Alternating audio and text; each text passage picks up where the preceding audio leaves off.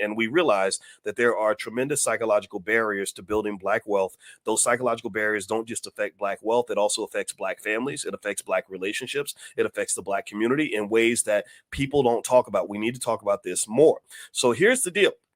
When you're talking about your financial wherewithal, right, and a man suddenly going from being a regular guy to having millions of dollars in the bank, it is going to change how people look at you. That's not going to change. This idea that a woman is going to simply want to be with you, that a woman who marries you as a millionaire is going to love you just as much if you are broke or in jail or whatever, that's nonsense. Like that 50 Cent song. Remember that 50 Cent song, 20 Questions, where he's like, would you love me if I was facing 25 years? Would you love me if I was riding the bus instead of a Bentley, and all this other stuff? And I thought that was an unfair song because that would be like her saying, well, would you love me if I gained 400 pounds? Would you still love me if I burned my whole face off and became the ugliest woman in the room? Right. And a lot of men wouldn't stay in that relationship. And that's just the honest to God truth. So the same way that you wouldn't love her if suddenly her big booty turned into a penis or whatever it is, right? She's not going to love you if suddenly you go from being a guy that can provide financial security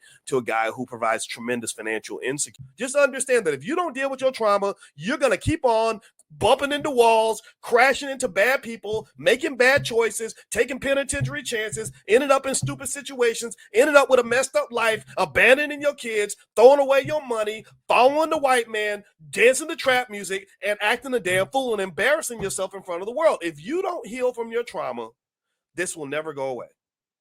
All you see, every time you see Black people acting a damn fool, every time you watch Christian rock and Blueface, as dysfunctional as they are, all you're seeing is trauma, trauma, trauma, trauma, trauma, trauma. And traumatized people, they just they re-traumatize each other. Like my trauma's going to outdo your trauma, and then I'm going to make sure you got more trauma than I have, and then we end up just traumatizing the hell out of each other. Here's the thing you got to understand.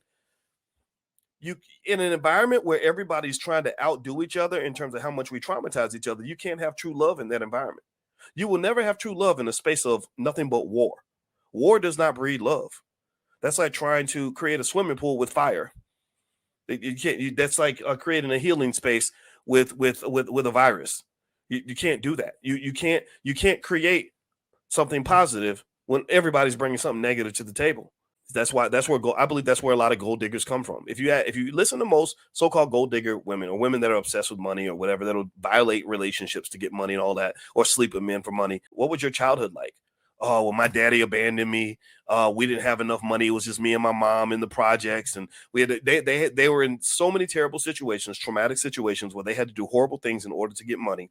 So you get older, you look good, and the world never taught you to really see all your value. So all you think is you think that all of your worth is locked up in how pretty you are. So you work it, you use it, right? So you are the prettiest thing in the room. And next thing you know, you attract some NBA star who's going to help protect you from all that trauma you went through as a kid. So you get with that NBA star. Now, you wouldn't be with his ass if he was broke. We know that. He's 6'8", 200 something pounds. He's famous. He's rich. That's what you want to be next to. And there's nothing wrong with that necessarily. I mean, a lot of women want to be next to the king, just like a lot of men want to be next to the prettiest girl in the room.